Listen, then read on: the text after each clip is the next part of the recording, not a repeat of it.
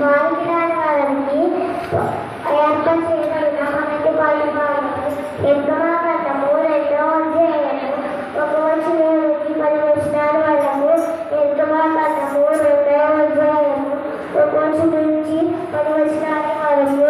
లేవి వంశస్థుడొకడు వెళ్ళి లేవి కుమార్తెను వివాహము చేసుకొనెను. ఆ స్త్రీ గర్భవతి కుమారుని కని వాత్సల్యుడై ఉండుట చూసి 3 నెలలు వానిని దాచెను.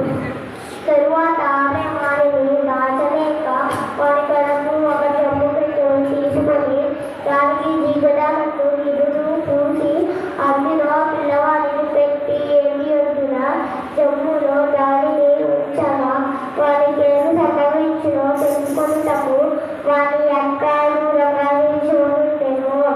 ఫరో కుమార్తె స్నానం చేయుటకు ఇంటికి వచ్చెను. ఆమె 10 గంటలు ఎండి ఒడ్డున నడుచుచుండగా ఆమె నాచులోని ఆ పెట్టెను చూచి తన 10 గంటలను ఒకటెను పంపి దాన్ని తెప్పించి తెరిచి ఆ పిల్లవాడిని చూసినప్పుడు ఆ పిల్లవాడి ఏడుచుండగా చూచి వారి యందు కనికరించి వీడు హెబ్రీ పిల్లల్లో ఒకడెను. అప్పుడు వారి యొక్క ఫరో కుమార్తెను, నీ కొరకు ఈ పిల్లవాడిని తెచ్చుకొనుటకు నేను వెళ్ళి హెబ్రీ స్త్రీలలో ఒక దానిని తీసుకొని వచ్చునా అనేను. అందుకు ఫరో కుమార్తె వెళ్ళుమని చెప్పగా ఆ చిన్నది వెళ్ళి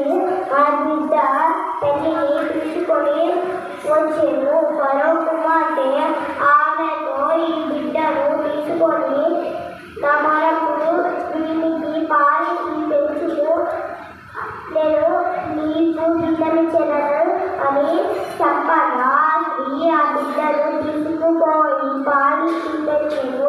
ఆ బిడ్డ పెద్దవాడైన తరువాత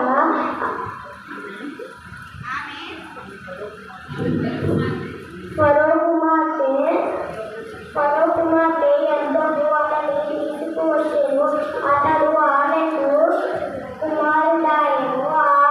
ఆమె నీటిలో నుండి ఇతని తీసి తిని